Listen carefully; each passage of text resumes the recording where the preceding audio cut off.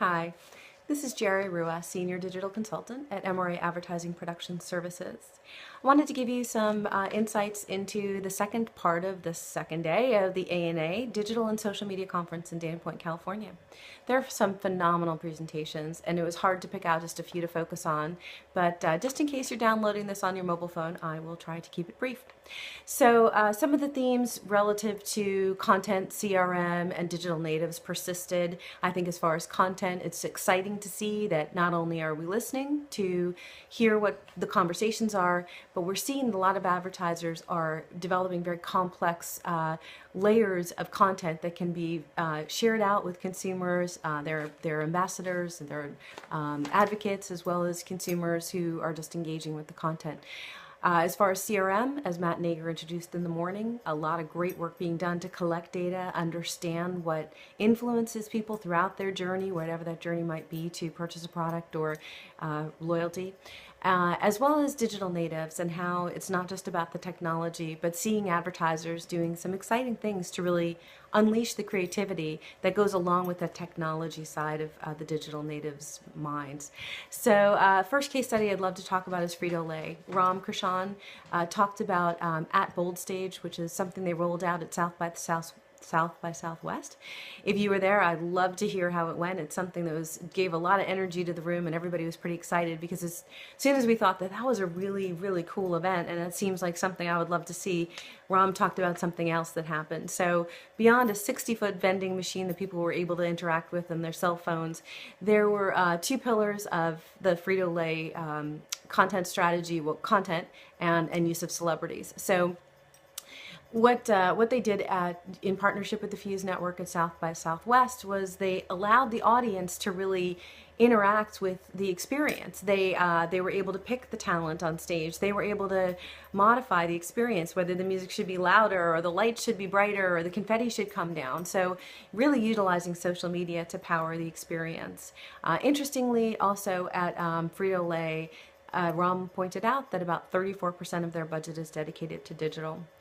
Ram, like many of the other presenters, was asked a question in the end about how they educate their employees. And he said they do rely a lot on vendors, bringing in vendors like Facebook and Google and Twitter to help to educate their people, but also really relying on their own internal training.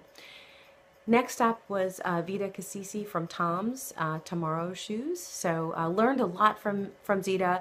And interestingly, a couple of us noticed that she really relied on her mission statement and throughout the presentation kept coming back to the mission.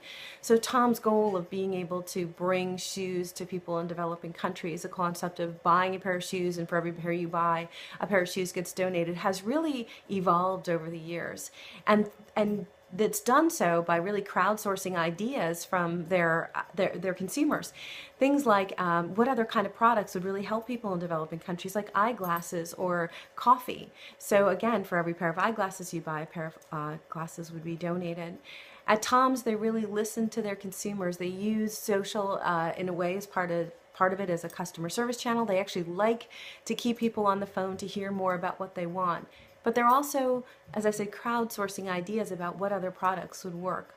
Another part of their pillars of success relative to community and conversation, they have campus groups, and those campus groups run events. So Tom's isn't trying to own the world. They're trying with grassroots to take people that share their same philosophy about giving back and about social responsibility, and they're using social media to communicate with them. Another great example came from Equinox, from Carlos Basile, and I hope I've pronounced his name correctly, but really just incredibly beautiful visuals were shared in their campaign. They talk about life maximization, and they've gotten a lot of permission to do things that are their audience enables them to do. They use social media to listen, to make sure they haven't gone too far and back off when they feel they have. Also, through their campaign, they utilize their 4,000 trainers. So not only are they using their own network, but they're expanding through the vast networks of their trainers. So I think that was the case study I found most interesting, and probably the one that really, more than any of the other presenters, talked about empowering employees and having them get involved, and how through the campaigns you would see the Equinox trainers using their own hashtags or posting pictures. So using that voice to really help to reach their clientele. Equinox has a tremendous CRM program. They get a lot of data like a lot of other fitness companies. They're able to see when people come through the door, what their fitness goals are, and really shape their content in order to make it relevant.